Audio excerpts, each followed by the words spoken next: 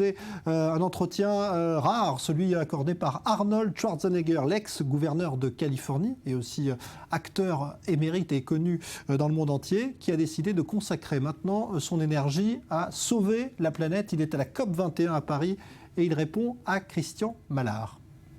Mr. Governor, thank you very much to grant this interview for i24 News. Merci d'accorder cette interview à i24 News. Vous êtes venu à Paris très déterminé à vous battre contre le réchauffement climatique. Versus global warming. D'ici vendredi, le dernier jour de la COP21, quel genre de résultats attendez-vous? By this coming Friday, the last day of the COP21. Dans quel cas seriez-vous content? Thinking that you will be very happy? Well, I'm very happy when Je suis content que le monde reconnaisse enfin que nous sommes face à un problème sérieux, un problème qui se pose aujourd'hui, pas dans 20 ans. Il est actuel. 7 millions de personnes meurent chaque année à cause de la pollution et nous devons faire plus pour trouver une solution.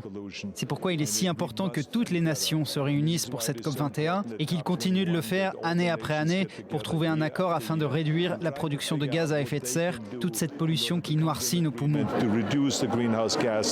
Je suis venu pour leur montrer à quel point les gouvernements internationaux sont importants, les villes, les États, les régions, elles aussi sont concernées.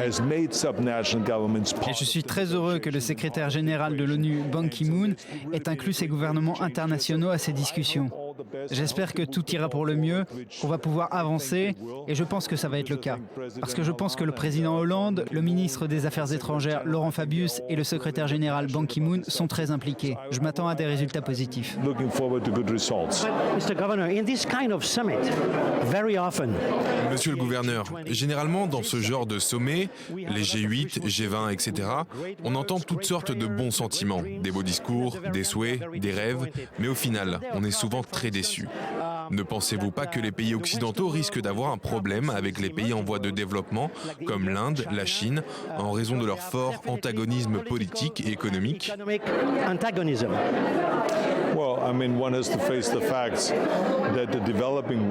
Eh bien, il faut se rendre à l'évidence, les pays en voie de développement se développent, ça implique donc des générations entières de nouveaux conducteurs, ils vont abandonner leur vélo et acheter des voitures, auront les moyens d'utiliser l'électricité, de se munir de réfrigérateurs, de télévisions et de toutes ces choses. Donc il y a toute une population supplémentaire qui va créer du gaz à effet de serre. Donc le défi est de savoir comment rapidement développer des technologies vertes qui vont rendre obsolètes les technologies polluantes et faire en sorte que ces pays se dirigent directement vers l'énergie solaire, l'énergie éolienne ou d'autres énergies renouvelables. Ou pour les voitures, faire en sorte que ces gens achètent directement des voitures électriques ou hybrides. C'est ça qu'on doit faire. On ne doit pas pointer du doigt les pays en voie de développement en leur disant que c'est de leur faute, qu'ils créent toute cette pollution. On doit s'entraider. C'est une communauté et on doit s'aider mutuellement pour résoudre ce problème.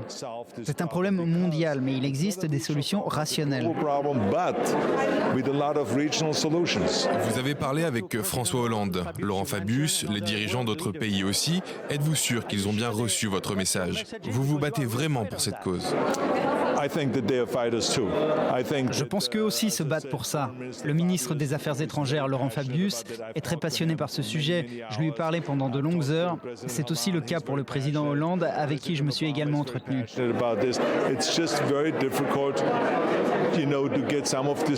De même que pour le président Obama. C'est juste qu'il est très difficile de mettre toutes ces idées en action.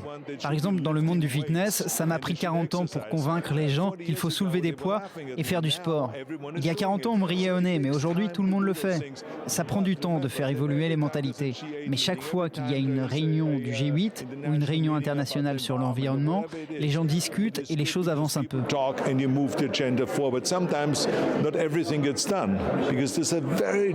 Parfois, on n'arrive pas à tout réaliser parce que ce sont des problèmes très compliqués. Mais je fais ce que j'ai à faire, j'ai mon petit rôle, je suis très investi. J'ai été le gouverneur de Californie pendant 7 ans, j'ai appris beaucoup de choses et j'ai appris comment comment vendre mes idées. Je suis ici avec mon message, donner plus de pouvoir aux régions, de communiquer différemment sur ce sujet. Et je vais continuer de donner des conférences, de parler aux étudiants et faire ce qu'il faut pour réunir les gens sur ce sujet, parce que je suis sûr qu'on peut y arriver.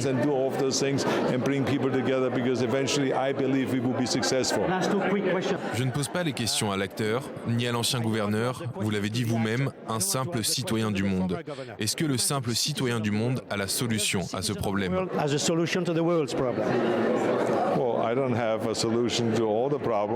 Je n'ai pas de solution à tous les problèmes, mais pour l'instant, je pense que le plus important, c'est la découverte de nouvelles sources d'énergie, la découverte de moyens pour réduire la production de gaz à effet de serre et toute cette pollution qui détruit et tue tant de personnes. C'est sur ça que je veux me concentrer. Et je vais m'atteler à voyager dans le monde pour parler de ce problème et tenter de rallier des gens à cette cause. Parce qu'on ne doit pas oublier que chaque grand mouvement a commencé tout en bas. Aucun n'était déjà au cœur du pouvoir. Ce sont toujours des gens ordinaires qui ont créé ce genre de mouvement. Cette approche est très importante. Donc quand les Nations Unies font ce pas vers les gens ordinaires qui, eux, font le pas vers les grands décisionnaires, c'est cette union qui fera du bruit et qui nous mènera au succès.